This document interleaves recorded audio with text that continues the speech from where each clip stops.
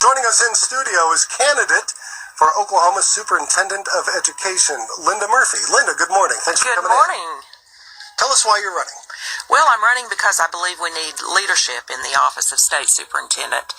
I think that we saw in the 9-day walkout this past spring that the State Superintendent was not leading in the education area. We had the OEA union holding the mic for 9 days, and at the end of that 9 days even the press found that she had no specific clear objectives that she could articulate, and it was more of a political shell game going on. So we shouldn't have that at our state capitol. A strong leader in the office of State Superintendent would have been meeting with teachers, with legislators, and bringing the truth of the budget, the facts to the table, so everyone would understand what we have to deal with in the state budget and getting a solution for teacher pay raises. And that's why you're challenging incumbent Joy Hoffmeister for the Republican nomination for State Superintendent. Looking back on it now, what's your assessment of the teachers' strike? Do you think it accomplished anything? Do you think it ever should have occurred in the first place? Well, a lot of things in life maybe should or shouldn't have occurred, but I'll just say it this way. It was a buildup of stress and frustration on the part of teachers, and I think they were not trusting our governor. You know, sadly, I'm a Republican, but sadly we know her rating with the public is very low, and not many people are trusting leadership. You mentioned the stress and the outrage of the teachers. Right. Do you think that stress and outrage was justified? Right. I'm going there. I think that there was not an understanding on their part of what actually had already occurred with the teacher pay raise. I still hear some teachers say that they had to strike to get the raise, but the raise was passed before the strike. Mm-hmm. So that didn't get the raise. Now, maybe the pressure building up to that point before the raise was passed may have helped get it. I mean, certainly public pressure brings legislation many times, you know, whether it's right or whether it's wrong. Sure. So I do think that teachers have every right and responsibility as a citizen to talk to their legislators. That's a good thing. But 9 days at the state capitol didn't change the fact that the raise had already been given and there was no more money to give. Do you think teachers were misled as to what the goal? Yes. And misled by whom? Misled, I think, once again, we had a void of leadership in several places. The governor, the state legislative leadership, not all of the individual legislators, but the leadership. I think there was distrust among the teachers there that they were actually trying to work out a solution. But I really see a bigger role here with the union taking the lead, the OEA union, taking the lead and trying to manipulate a situation to a political advantage for the November election. That's what I really see more than anything. Tell us what you mean by that. What I mean by that is the OEA leadership has been aligned with the Democrat Party, you know, from the beginning. And the NEA, certainly on the national level, we know that's absolutely a fact. Many of the delegates to the Democrat National Convention are NEA members in various state affiliates.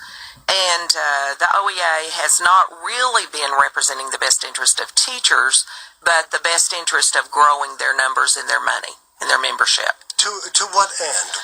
What do they ultimately hope to accomplish? Well, I mean, I can't explain the Democrat mindset, frankly, but that's what I see. I see a Democrat mindset as far as just being very partisan and driving for more Democrats to be elected. That's what I think it is. And so do you think, I mean, clearly, if I understand you correctly, what you're saying is that the teachers union is a negative force on education in Oklahoma. Do you think that's true just by the fact that it's a union or just the way this union is run? My question being, should teachers have a union? And if so, how should it operate? Well, the realities we have to deal with, just like what we have in the state constitution, the fact is we have unions, and I don't know of a legal way not to have a union where teachers have a choice to be a member of the union. But I think what we need is full disclosure about what's going on as far as that leadership and what it's doing for them. Because we've seen over time, if you look back at the last 30 years, we see many teachers have left the union and joined POE, Professional Oklahoma Educators, which is an association, and they've done some negotiating for teachers and some of the same activities that unions do. But there are options, in other words. It's not one controlling union in our state as it was 30 years ago.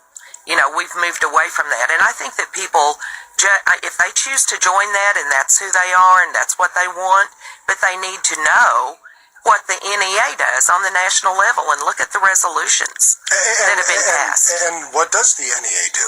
What are some of those resolutions? Well, some very extreme liberal resolutions, anti-American ideology. I don't have them memorized, but I can provide those. I'll post those on my Facebook page. The NEA resolutions have for years been extremely liberal. You know, they've endorsed Hillary Clinton. They have they're never going to be supportive of what most mainstream Oklahomans think and believe. Okay. That's absolutely true. We're going to get a little bit more into the role of the Teachers Union on education in Oklahoma and this Facebook group, this OKP, and their role in the superintendent's race. Time now is 8:16. I'm Andrew Speno filling in this morning. We are with Linda Murphy, candidate for Superintendent of Education. We got to take a quick break. We'll be back. You're listening to AM 1520. KOKC. I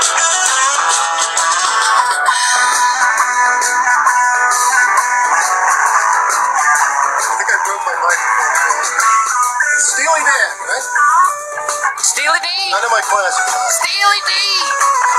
Good Tuesday morning, time now 8:20. I'm Andrew Speno filling in, and in studio we have a candidate for State Superintendent of Education, Linda Murphy. Linda, thank you for joining us.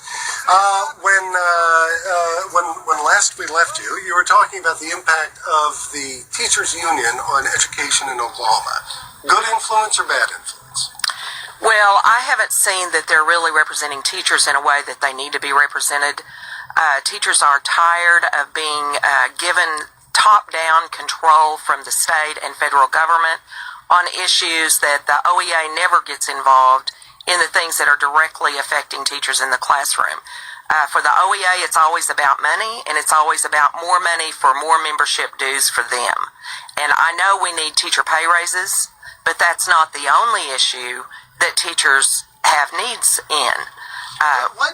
What does it tell you that the OEA, the Oklahoma Education Association, the teachers union, allows non-teachers to join? Well, it's just about dues. Once again, more numbers, more noses and numbers. That's, what they're looking at is membership and dues. Okay. Linda Murphy, Superintendent for Education, joins us in the studio. Tell us your background in education. Former teacher, I assume? Right. I taught in public school. I taught in Caddo County and Osage County. I'm a teacher certified 30 years by the State Department of Education, double certified in special ed. Back when I was certified, we had more specifics outlined in different areas of special education for certification. So I had the certification and have had the certification for learning disabled students, for mentally handicapped on all of the levels from mild to profound, and then a standard elementary certificate from K through 8 with several subject areas in addition to that. So I had a broad certification base, plus I was trained as a psychometrist to do testing. A psychometrist? I've never even heard that word. What is it? It's psycho and measure. To measure the functioning of a student, to measure their how many cognitive. psychos you have. Well, sometimes. But it is about the psychological, skills, abilities, cognitive skills, intellect, all of those things. Reading, math, all of that was included in the testing as well. So a battery of testing is what we've always done in the past with students that had some special needs. We wanted to make sure what the problems were, how we could help them, where their strengths and weaknesses are. You've been campaigning for at least 4 or 5 months, right? Since April. Okay, since my math isn't that good, but a couple months. Yeah. Tell us what you're hearing as you talk to voters. What is the primary concern about education in Oklahoma? Well, the primary concern is the number of teachers that we're losing, and that tied to pay raise, but even now with the pay raise, we're not seeing a lot of teachers coming to apply in certain areas of the state for teaching positions. And what does that tell us? Well, that the raise wasn't enough? Well, I think certainly we need to work on getting that money solidified. There's a little distrust there about the raise. That's going to happen. Right. When the legislature, or a permanent revenue source to fund the raise. Right. So when the legislature comes back in session, then, the realities of time, space, and money we have to deal with. So when the legislators are there. It's the worst part of life. We can't just wish it up. We've got to work this out with what we have to work with. And, of course, our revenue is up. We know that from the last report from the state treasurer. So we have more revenue to work with, more than we've ever had, actually. We've got to look at these areas of expansion in education that are costing more, that are taking money, and even when we put more money in, it doesn't always go to the teacher or the classroom, and we've got to look at that and be honest about it. We've had a lot of non-English speaking students, expanding the numbers of students that require more services, more cost. We've expanded early childhood down to younger and younger ages, 4-year-olds statewide. That's a cost. What is Oklahoma doing right in education? What are we doing right? We really do have pockets of excellence, and what we have right are many teachers and administrators who are very dedicated educators that are the silent majority. Let me just say it that way. The silent majority, and I hear from them around the state, people who agree with very common sense solutions to improving education, and they're tired of the experiments and the costly reform efforts that are created by people that are not educators, that are imposed in the classroom, like teacher leader evaluations that come, the ones that were chosen for the state are from a man named Robert Marzano. It's a very rigid set of, like a checklist, and the superintendent... And this is an individual teacher evaluation? Right, individual teacher evaluation, and they're required to be done in a very rigid process that interrupts and disrupts the regular classroom situation when the administrator has to come in and evaluate each teacher. And within a certain amount of time, they're only going to see certain skills performed, and if the teacher doesn't perform all the skills on the checklist, then they get graded down. Well, within a certain amount of time, you're not going to see everything every day within every hour. So you might do a subtest, you might do this, you might do that, but you might not do 3 or 4 other things on the test. So what you're saying is the testing process is right, unfair. exactly, and that's the whole point. It has become a rigid process rather than a common sense evaluation effort on the part of an administrator who knows what they're doing. And what criteria should an administrator use to judge the value of a teacher? Well, I think they need to be looking at some of the things on the list, but I think they need the flexibility to decide what they need to see in a teacher's performance. It's always going to be a subjective evaluation. In other words, it's going to be a person deciding what this other person is doing right, wrong, weak, strong, needs to improve, doing excellent, whatever their evaluation is. It's a subjective decision by that administrator. We can't get away from that. There was an effort to make it value added, where you had test scores figured in, but then, lo and behold, some of us knew in advance you can't really do that, because you have teachers that don't have testing in their class that can be measured in the same way. Math can be measured.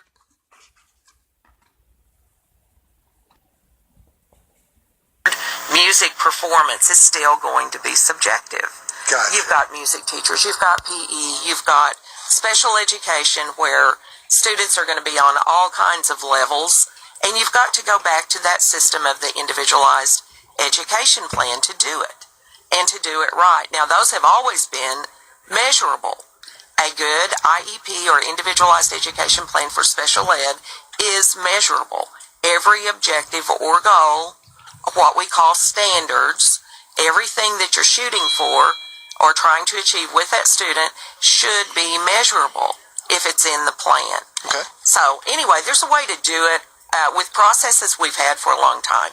But what we got is ideas that came, I'll just say it this way, Jeb Bush on the federal level has affected reform in education nationwide with ideas that haven't worked for public education. Okay. In my opinion, he's a very strong supporter of Common Core.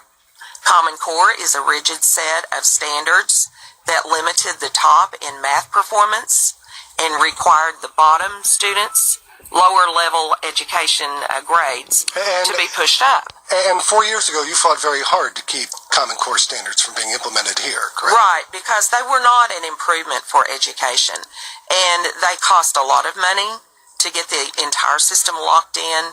It put a lot of data into a database. That's my big concern. So Yes. I had kids in public schools, one still in public school, is what database is being formed on my child, who has access to it, what's in there, and what are they using? Like, for instance, they all have Chromebooks now. She goes to Santa Fe High School.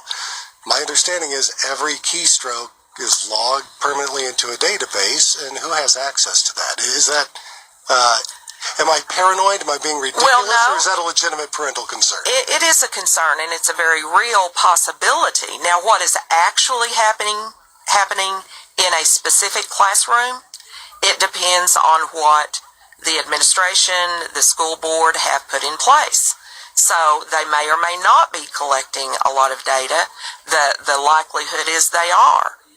And so we need to find out. Every parent should know what data is being collected from their child and how it's being collected and for what purpose. That's what I say about testing. We need to know what we're testing and why we're testing it. What are we going to do with that data? Right now, the testing in the state, which is being done more and more online, we know that, that online testing, but even if it weren't online, it can still be entered into a database, obviously, Right, from from paper, but it's the easier. testing should have clearly defined goals. Right, clearly defined goals, and the testing we have now is not giving feedback. It's not giving information to the student and the teacher that helps them improve education. Gotcha. All they find out is if they pass or fail. And Representative Bobby Cleveland, who's been in the legislature for the last 6 years, has some insight on this issue. Not on this issue necessarily, but I got a question for you. When the teachers have come to see me for the last 6 years, the number one complaint is discipline in the classroom. There's no discipline in the classroom. I read article after article the same thing. I've heard it from teachers of Noble.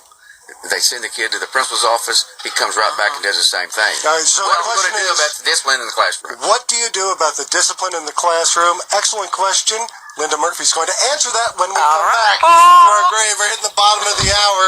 Linda Murphy, candidate for State Superintendent of Education, and Representative Bobby Cleveland join us in studio. I'm Andrew Speno. We got to take a quick break, but stick around. More fun to come here on AM 1520 KOKC. Bing bong. Spirit in the Sky. Yeah, Spirit in the Sky. I was telling... You know why I love this song? Can I just say quickly? Go ahead. This is a song about Jesus, sung by a guy with the most Jewish name I've ever heard. Yes. Norman He Greenbaum. converted. That's why he made the song. Did he really? I don't know. When I was in here talking to Brad, I told him if you play Norman Greenbaum, everything will be great. Yeah, that's And old true. people love it. Old people love it. That's a cool song. Coin my phrase. Turn on your mic, Bobby. That's a cool song. Is it? Yeah, that's the first one you played today. That was a cool song. If Bobby approves of it, then it's for old people. I'd say this is a cool song. What's not cool is you calling all of us old. You are old, though. I didn't say you were wrong. I just said it was uncool of you to mention. Love you guys. Thank you for asking. All right, we're in the studio with Linda Murphy, candidate for State Superintendent of Education. And when last we left Linda Murphy, we were asking her about discipline in the classroom. Representative Bobby Cleveland said when teachers come to visit his office, that, more than anything, is the number one concern. How do we maintain order in the classroom? What is the role of the superintendent? Well, the role of the superintendent in this is that we have policies that work and policies that don't work, or sometimes an absence of policy, or the courage to carry through on the policy or the persistence to do it. And discipline is essential up front. If you don't have a calm environment where the students are listening, focusing on their materials, they're not going to be learning anything. Right, you so can't it learn in disrupts chaos. the whole situation. So what's the answer? The answer is, What ability do teachers and administrators need that they don't have now? well, I'll tell you what I believe is going on and what I've seen the most. Right. There are people who are afraid to discipline and people who have not put effective policies in place. The State Department of Education has an accreditation office where accreditation officers are sent out to the schools to look at the performance of the schools according to the rules and regulations that have been set forth, and if they're not in compliance with that, they can lose accreditation. That can include good policy for discipline, which is essential in education. I have seen, so in other words, if they're not accredited, they lose state funding. This is an essential part of the teeth that we do have in the State Department of Ed for enforcement. Let's backtrack just a little bit to something you said. You said teachers are afraid to discipline. No, I don't think teachers are afraid per se. I heard afraid to discipline. Yeah, someone is afraid in the system, and it may be administrative fear, because if a teacher is not disciplining her class, and it's in her hands to do it, if it's something that a teacher should be able to handle, in other words, you can lose control of a class as a teacher. I would think so. Every day, every hour, if you don't know how to work with the students and get the discipline. But then there are those cases that go outside of the norm that you need administrative support with policy in place that will discipline those students who are just, I'll just say, bent on disrupting. Violence. Exactly. Persistent Violence, disruption, anger. profanity. Right. Okay. Rebellion that you just cannot get contained in the classroom. Has Superintendent Hofmeister, has she ever addressed this? I've not heard her address it. If she has, I'm not aware of it. But I just think it is a big issue, and what I've seen happen is your philosophy of discipline is what's at the heart of this. If you believe that you have to let students go again and again when they're acting out, and you're not bringing that behavior in check, then you create a worse situation down the road. It just gets worse and worse. And what I've seen is the philosophy And anyone of who has discipline. kids has experienced Right. I mean, you don't love your children into proper behavior sometimes. Sometimes you you love your hate them children, proper. but they are really acting terribly, and you've got to give them some rules that are going to cause them to get their attention and pay attention and take, and in behavior modification, I was trained as a special ed teacher how to turn bad behavior into appropriate behavior. And you have to take something from them or give them something. In other words, it can be time doing what they want to do or time out sitting. I mean, there just has to be some negative consequence and positive consequence depending on the situation. How about corporal punishment? Corporal punishment, that's up to the school, I believe, still. Really? Okay. I think they can still use it. And that's something that was important in the state of Oklahoma. Many Christian people in our state know the Bible says spare the rod and spoil the child. And for a local school board to make that decision is what was determined by the legislature. Is there any school district in Oklahoma that actually uses corporal punishment? I believe so. I think more of our smaller schools, and this is where That's spectacular. when you have a smaller school and the parents Now are there I'll close. teach. Sorry, go ahead. You know, the parents are closer to the school board. There are fewer people in the community, so you have a bigger voice and you have a way to affect what the policies are in a school. These bigger schools, we have bigger problems Yeah, like it's that. unwieldy. Linda, our phones have been ringing off the hook. Do you want to take a call or two? Sure. We have quite a few. Frosty, are we ready to jump in on a caller? We're going to go to Rick. Rick, where are you calling from? Rick, are we going to Rick, Frosty? He's number one on our queue. Push the button, Frosty. I'm on the phone. Stop it. He's taking yet another call. Do we have Rick on? Yes, Okay, there you are. Rick, where are you calling from? Oklahoma City. All right, well, thanks for calling in. What's your question for Linda Murphy? Well, thanks for taking my call. And first, I'd just like to say, Frosty, you've done a great job. May you have great success in the future. We bust his Anyway, chops, you but guys- everybody loves Frosty. Yeah, sorry, go ahead, Rick. You guys have covered so many topics. Oh my God, I wish I was in there talking with you guys. Anyway, what I You called are. in for, I've decided to now change to discipline. First, I'd like to point out, I think you got the Bible verse a little wrong. It's actually stronger than that, if I remember right. Proverbs actually says, if you spare the rod, you hate your child. Okay, that's true Rick, Rick, do you have a question for Linda Murphy? Yeah, I just wanted to point that out. I'm just saying we need to use the rod.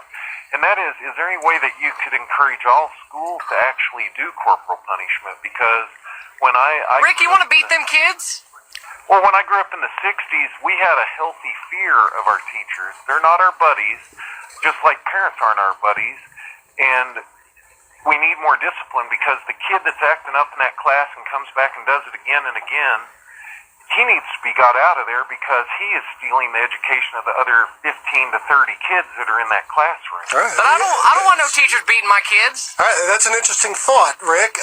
Linda Murphy, would you care to respond? Well, when I taught in the public school classroom, I had a large paddle at the front of my class. I did not use it one time because I holes didn't drilled in need it to use it. to cut down on the wind resistance? No, I didn't have that, You but gotta do it that. was a large paddle. The Board And of Education. It was an incentive for those, junior high boys that would get angry at times and want to talk back and things that, are just kind of typical behaviors at that time. Of course, that's been a while back, and I think we've seen a little more, certainly seen an increase in bad behavior, unfortunately, in our whole society. Well, I think it's But- natural for kids to test the boundaries Right, of exactly. what Children, it doesn't work, or what's young an adults. effective consequence? An effective consequence can be timeout away from, an activity they like. Like, it can like be in-school suspension? Or, right, and I'm not for sending them all home. And then they miss school, they miss their work, they get behind, they fail the class. I am not for that. That is not an answer to the problem. We need behavior plans for certain students. Once they've been in trouble a couple of times, we need to document that.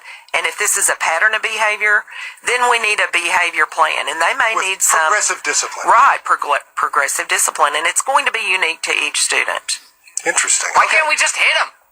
Hey, you know how many problems we could solve if we only hit our children? If you more? only hit your kids, think of everything. No, we spanked. Well, I say spanked. We limited to one pop on the butt. But sometimes you have to get kids' attention. Right, You and gotta spanking, beat 'em. And that's when they were. and spanking, as we know, should be paddling should not be out of our anger, but out of the need for the student to learn this is the stopping As point. good as that There is might a feel. place to stop. Yes. All right, we're in studio with Linda Murphy, candidate for State Superintendent of Education. We have Deanne calling in. Deanne, you there? Hi there. Hi, Deanne. Where are you calling from? I'm in Dell City. I'm sorry? And I went to Midwest City, and you could always hear somebody getting beat in the car. Oh, well, Yes, you have in an the hallway, ally I mean. in Midwest City Bomber Frosty. Absolutely, Okay. yeah. Good. What's your question for wondered Linda Murphy? I wondered if a lot of times in the black community, they believe they are unfairly targeted and disciplined more harshly. And I know the person would have to contend with those issues, and I'm sure it'd be hard to do, but I think you could do it. My second question is, how do you... Well, I'll tell you, before you get to your second question, if you don't mind, hang on the line and let's cover the first. Linda, is there a racial disparity when it comes to discipline in the classroom? Well, I'll just say it this way. I think if we have good, consistent policies and we follow through equally with the student, a professional educator and administrator who is a professional is not going to have a bias in applying discipline. It's going to be regarding the behavior of the student. It doesn't matter the color of their skin or their beliefs. It's a matter of their behavior in the classroom. So documented incidents. Right, and documented. There's a way. objective- Right. Okay, got If it. it's done loosely, I think you're open for any kind of allegation or not being able to defend or prove what you've done. You definitely need to be documenting what you're doing and why. Gotcha. Deanne, what's your second question? It is about... oh, God, I just lost it. Did you blank out? I am so sorry. It was you teacher guys. evaluations. Yes, teacher evaluation. Thank God I Frosty's have here. an administrator who doesn't like my teacher, And how do you keep that administrator from keeping personal feelings from affecting that teacher's evaluation? Interesting question. I mean, can you ever take the human dynamic out of human relationships? I don't think you can do that with teacher evaluation, because even with the checklist, they're still subjectively, individually making a decision. Does this teacher do this well or not? So I think it's always going to be subjective, but if there's a pattern of bias against a teacher, I would hope that could be proven in some way and discussed with school board members. You know, there's an option there to go to individual school board members, and if there are enough, I would think it would be unusual for a superintendent to pick out one teacher that they dislike. There would probably be a pattern of that kind of unfair evaluation if that's going to be going on. Gotcha. We are in studio with Linda Murphy, Republican candidate for State Superintendent of Education. We got to take a quick break. When we come back, we're going to talk about how things will actually be different in the classroom for the kids if you're elected, Linda. So if you don't mind sticking around, you can stick around through the break. All right. Time now is 8:48. I'm Andrew Speno, and you are listening to AM 1520. KOKC. Anna, we're going to miss you. Time now is 8:52. I'm Andrew Speno filling in on the mic this morning, joining us in studio for the very final segment of our 3 hours, which went by incredibly quick. Super quick.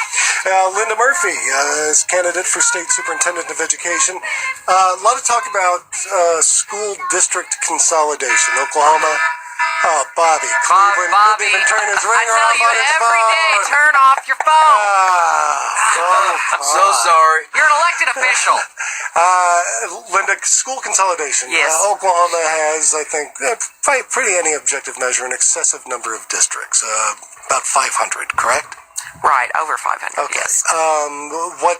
What do you think of consolidating districts or consolidating administrations or just leaving it as is? Well, I have highly opposed the forced consolidation of all K-8 schools. I've opposed all the plans I've seen for consolidating statewide. I think because we end up throwing the baby out with the bathwater sometime, we're going to need to be more clear and selective about what needs to change. We do have an area of the state that has a number of small schools close to each other.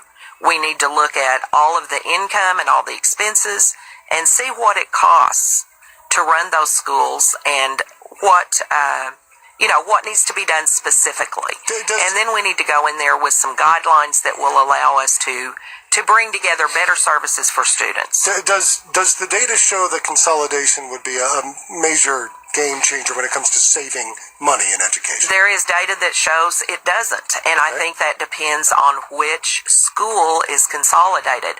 But more than anything, I think what we've got to do is get all of the education data together. We have not really had that. I know we've got some transparency. We've got some things online with the State Department of Ed. There are a number of organizations that have put data, online with different apps that you can go to and look at, different groups that have done that, and there is data out there, but sometimes it's conflicting. And we need, as a state government, from the State Department of Ed, we need to have all of the data in the local school district. These are government funds, they're local funds or state funds, but they're all government funds, and they need in the public schools. We also need to do this with charter schools. Although we have private ownership of charters, we've got some situations that we need to be more careful about on the charter situation. We've got one charter system. It's got two in Oklahoma City, two sites in Oklahoma City, two in Tulsa that were audited by our state auditor. Academy? Yes, that's the name of one of them, but they're all in the same system. There are four of them.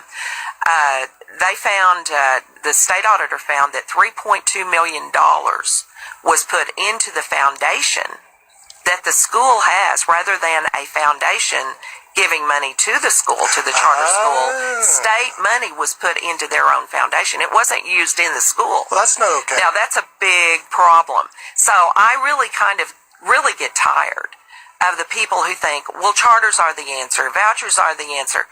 We're still talking about state money that needs to be accounted for. We need high accountability, and we need a level playing field. If we're going to compare school sites, whether it's a charter or public school, if they don't do the same things, you can't say this one's better, that one's better sometimes, because they've got totally different situations. Right, so measuring that's outcomes might not be... I mean, we need to look at outcomes, but we need to have common sense and look at all of the factors that are involved in these situations. Common sense, not common core. Right, There you exactly. So if you are elected, Linda Murphy, to State Superintendent of Education, what difference would a kid see in a classroom? Well, they will see that common sense application for teachers. We need to change the testing so that we have testing that really the best situation would be if we test with a short test period, not a long days and days and days of testing, but a short testing at the beginning of school to see where the student is performing, and a short testing at the very end of school. That makes sense. You get So a that baseline and what you learned this year. And we're not wasting time preparing for weeks and weeks and weeks, and then we've got dead space after the testing window. You know, what do you do then? That is wasted time. You're the first candidate to bring that up, but having, 3 kids who haven't gone through public school, and when they have that testing at the end of the year, that pretty much marks the end of the year. Even though there may be 3 to 4 weeks of school left, that's it. Teacher and the students are checked out. Right. Is too much emphasis put in the classroom on scoring well on the test, Exactly. rather than actually, I guess, learning stuff. But if you do well on the test, doesn't that mean you learn something? Well, you can argue that. However, it's really out of balance. And what we need is to shorten that testing amount of time spent on testing and make it apply so that teachers and students benefit from it. Because right now, all we're getting is a set of data that shows how many students are passing and failing according to wherever that pass score is set. And that's not even known by the teachers or the students. So they really don't know anything except I passed or failed this test. I'm proficient, I'm advanced proficient, I'm below proficient. Well, what does that mean? I mean, to be told you're not proficient, so what do you do about that? You need testing, we need testing, that gives you some real academic information, some feedback that is clear and specific. And I know that it will cost much less than we're spending now. We're spending millions of dollars for a data system, not for information that benefits education. Gotcha. And testing that doesn't come with any post-test directive as to how to increase the outcomes, I guess. Right. Okay.